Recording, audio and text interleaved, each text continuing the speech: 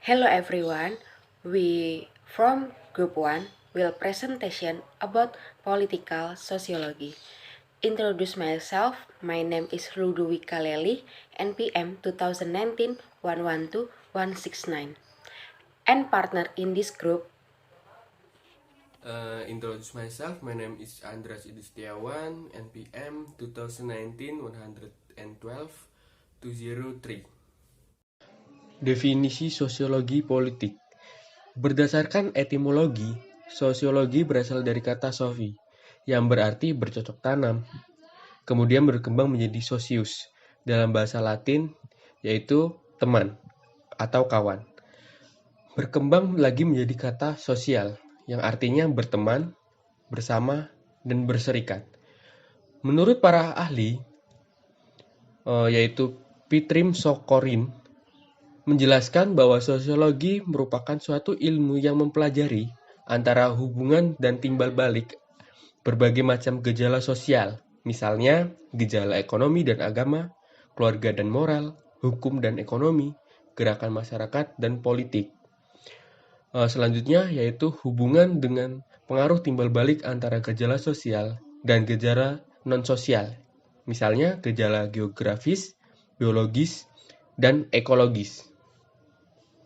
Selanjutnya, untuk slide yang ketiga tentang objek kajian politik. Adapun rincian objek kajian sosiologi politik dapat diklasifikasikan pada dua kategori objek kajian. Yang pertama, objek materia atau pokok persoalan yang melingkupi masyarakat, negara, dan kekuasaan. Yang kedua, objek formal atau fokus perhatian, yaitu hubungan masyarakat dengan lembaga-lembaga politik seperti sosialisasi politik, partisipasi politik, rekrutmen politik, komunikasi politik, konflik, dan demokrasi, serta hubungan masyarakat dengan lembaga politik dan proses politik secara bersamaan seperti budaya politik dan civil society. Dalam lingkup sosiologi dan ilmu politik, ada hubungannya dengan struktur politik dan struktur masyarakat, di mana struktur sosial dimasukkan sebagai bagian dari struktur politik, sebagaimana dalam struktur fiskal dimasukkan seperti struktur geografis dan demografis ke dalam struktur politik. Menurut Divergent, ilmu politik dan sosialipolitik adalah sama.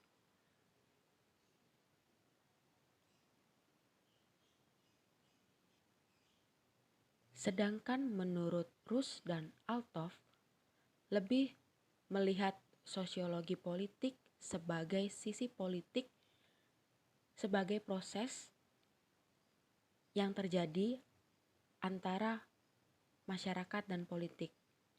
Hubungan antara struktur masyarakat dan politik dapat dilihat dari tingkah laku sosial dan tingkah laku politik, karena dalam lingkup pembahasannya, Rus dan Althoff menyodorkan kajian tentang sosialisasi politik, partisipasi politik, rekrutmen politik, dan komunikasi politik.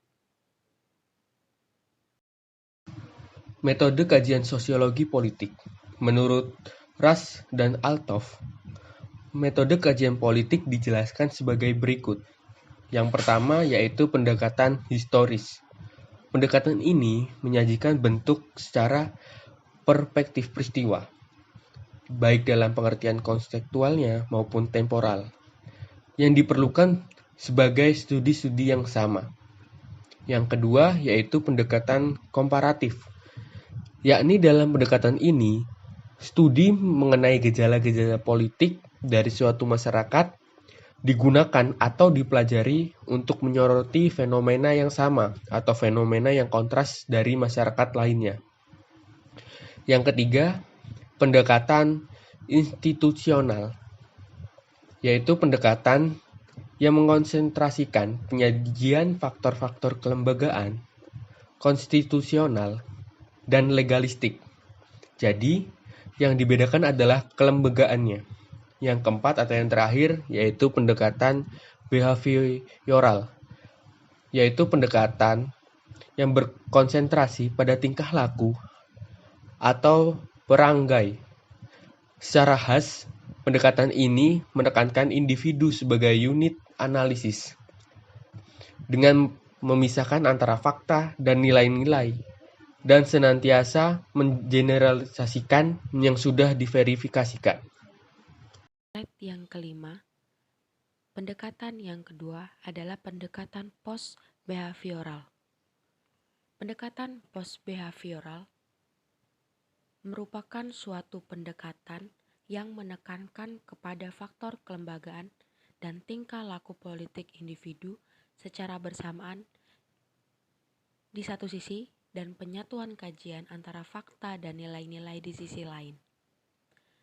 Dalam praktiknya, pendekatan-pendekatan tersebut termasuk ke dalam pendekatan yang dapat digunakan bagi setiap peneliti sosiologi politik, karena dalam sosiologi politik memiliki dua unsur ilmu, yakni sosiologi dan politik, di mana ruang lingkup kajiannya lebih difokuskan pada masalah-masalah politik yang dipandang dari perspektif sosiologi, sehingga para peneliti dapat melakukan penelitiannya dan dapat mengungkapkan masalah-masalah politik yang ada di masyarakat. Slide selanjutnya yaitu metode ilmiah kajian sosiologi politik. Yang pertama yaitu penentuan masalah dan judul penelitian. Yang kedua, perumusan masalah penelitian. Yang ketiga, perumusan tujuan penelitian. Yang keempat, penelusuran secara teori. Yang kelima, penelusuran desain penelitian. Yang keenam, penyusunan instrumen penelitian. Yang ketujuh, penentuan sumber data, populasi, dan sampel. Yang kedelapan, penentuan metode pengumpulan data. Yang kesembilan, pengumpulan data. Yang kesepuluh, pengolahan dan menganalisis data. Yang ke-11, penulisan laporan. Selanjutnya, untuk slide yang ketujuh, terdapat dua pendekatan dalam penelitian sosiologi politik yang paling sering digunakan, yaitu pendekatan secara kuantitatif dan pendekatan secara kualitatif. Pendekatan secara kuantitatif lebih menekankan pada perhatiannya dengan cara pendekatan yang dapat mengungkapkan makna dari masalah sosial politik yang dihadapi masyarakat. Target penelitiannya meliputi berbagai metodologi yang fokusnya menggunakan pendekatan interpretatif dan naturalistik terhadap pokok kajiannya. Sedangkan pendekatan kualitatif lebih menitikberatkan kepada prinsip-prinsip umum yang mendasari perwujudan sebuah makna dari gejala-gejala sosial dan politik yang ada di masyarakat. Target kajiannya merupakan pola-pola yang berlaku sebagai prinsip-prinsip umum yang berkembang dalam masyarakat. Lalu ada beberapa cara untuk mengumpulkan data. Yang pertama ada metode wawancara atau interview, yang kedua ada observasi, dan yang ketiga adalah kajian pustaka. Metode wawancara merupakan tanya jawab dengan bertatap muka antara pewawancara dengan responden atau orang yang sedang diwawancarai. Yang kedua, observasi merupakan teknik pengumpulan data yang dilakukan melalui pengamatan yang dicatat terhadap objek sasaran penelitian. Dan yang ketiga, kajian pustaka merupakan teknik yang digunakan untuk mengumpulkan data melalui jurnal atau bahan penelitian terdahulu yang telah dibaca dan telah dianalisis. Hubungan sosiologi politik dengan disiplin ilmu lain. Yang pertama yaitu antropologi. Di dalam ilmu ini memberikan sumbangan berupa pengertian atau teori-teori tentang peranan antara kedudukan maupun sosial budaya yang lebih kecil dan sederhana. Misalnya, masyarakat di desa dan di pedalaman. Hal ini berbeda dengan sosiologi yang memberikan sumbangan berupa analisis kehidupan secara sosial atau umum dan menyeluruh. Yang kedua yaitu psikologi sosial.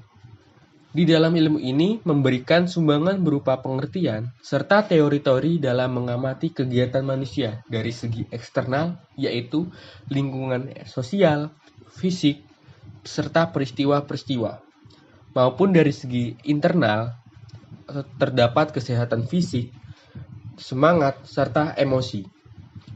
Yang ketiga, yaitu ilmu bumi sosial. Di dalam ilmu ini memberikan sumbangan pengertian serta teori-teori tentang faktor yang berdasarkan geografi, seperti perbatasan strategi, desakan penduduk, dan daerah pengaruh. Dalam hal ini, Montesquieu adalah sarjana Prancis yang pertama kali membahas bagaimana faktor ilmu bumi mempengaruhi konsentrasi politik suatu negara. Yang keempat, yaitu ilmu hukum. Di dalam ilmu ini terdapat hubungan dengan ilmu politik karena mengatur dan melaksanakan undang-undang yang merupakan kewajiban penting dalam suatu negara. Selain itu, ilmu hukum juga bersumber dari kehidupan masyarakat. Titik inilah ilmu hukum memberikan hubungan erat dengan lahirnya serta perkembangan sosiologi politik sebagai sebuah disiplin. Slide ke-9, yaitu manfaat mempelajari ilmu sosial politik. Terdapat dua manfaat yang dapat kita terima dalam mempelajari ilmu sosial politik. Yang pertama, manfaat teoretis. Bagi mahasiswa atau kelompok yang sedang mengkaji ilmu sosiologi politik dapat digunakan sebagai fasilitator untuk terbangunnya wawasan dan pemahaman mengenai berbagai teori yang berkaitan dengan sosiologi politik. Yang kedua, dari segi praktis, kajian ilmu sosiologi politik bermanfaat bagi pembangunan pola penyelesaian masalah-masalah sosiologi politik, baik di tingkat masyarakat umum maupun di tingkat negara.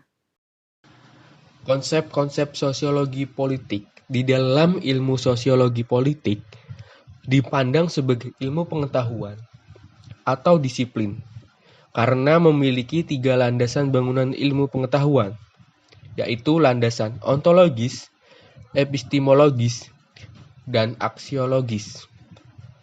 Alasan lainnya, ia memiliki ciri-ciri yang sama dengan ilmu pengetahuan lainnya.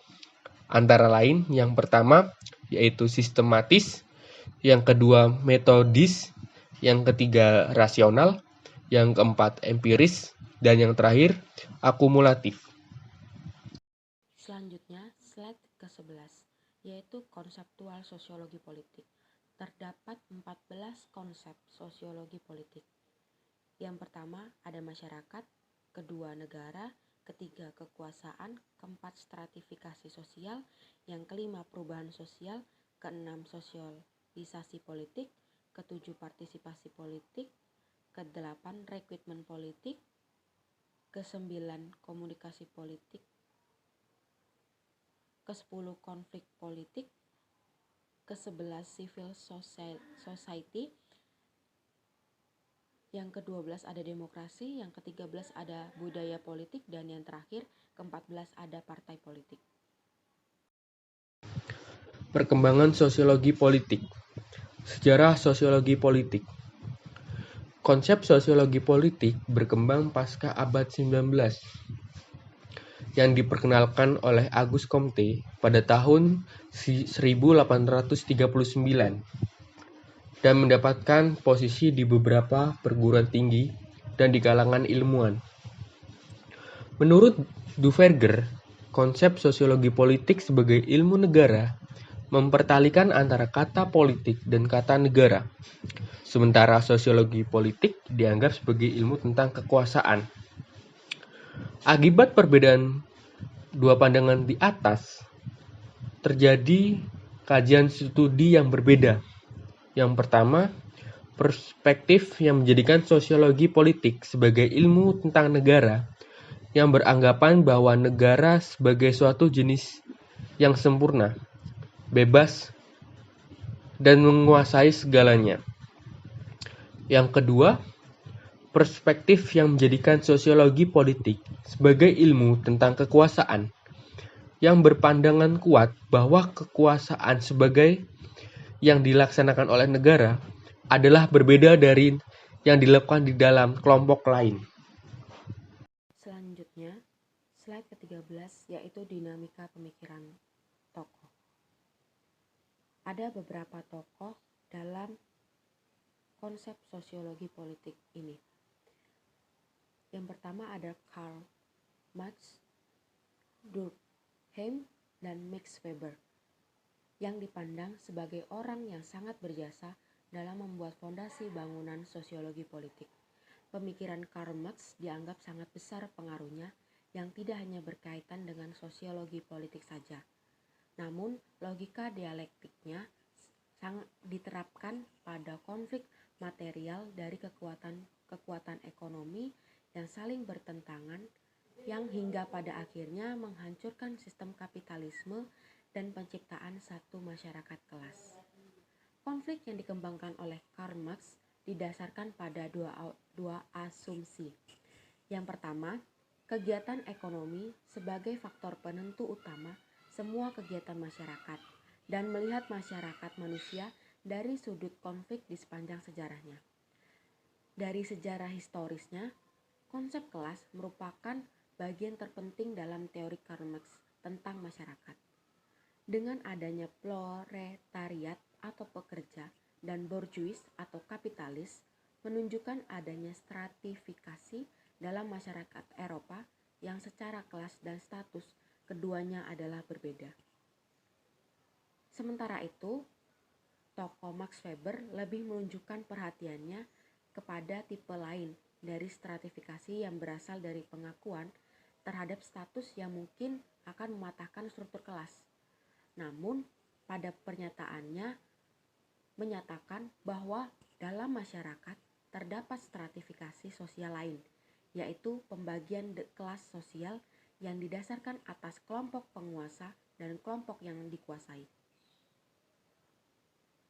Istilah power ini tidak selalu diartikan sebagai kekuatan ekonomi atau suatu kekayaan. Gagasan yang telah diungkapkan oleh Karl Marx tidak lepas dari pemikiran tokoh-tokoh lainnya, seperti saja tokoh Hegel.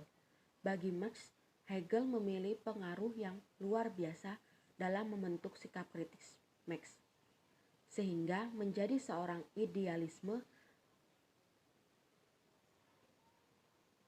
pada masa mudanya, berubah pada masa tuanya menjadi materialisme. Menurut Riesser, pemikiran Hegel yang dominan dalam melahirkan pemikiran tradisional konflik yang kritis adalah ajaran tentang dialektika dan idealisme. Hegel juga mengaitkan pandangannya dengan filsafat idealisme yang cenderung mementingkan pikiran dan produk mental daripada kehidupan material. Sehingga Hegel dipandang cukup memberikan peranan dalam memberikan fondasi konsep fakta sosial dan integrasi sosial. Menurut Riesser, teori-teori yang mendukung paradigma fakta sosial ini adalah yang pertama teori fungsionalisme struktural yang dicetuskan oleh Robert Camerton sebagai objek analisis sosiologisnya. Yang kedua, teori konflik. Teori ini merupakan kebalikan dari teori pertama yang menitik beratkan pada konsep tentang kekuasaan secara tidak merata pada sistem sosial sehingga bisa menimbulkan konflik. Yang ketiga, teori sistem yang merupakan suatu cara pendekatan sosiologi yang memandang setiap fenomena mempunyai berbagai komponen saling berinteraksi satu sama lain agar dapat bertahan hidup. Yang keempat, teori sosiologi makro, yaitu teori-teori yang difokuskan pada analisis proses sosial yang berskala besar dan jangka panjang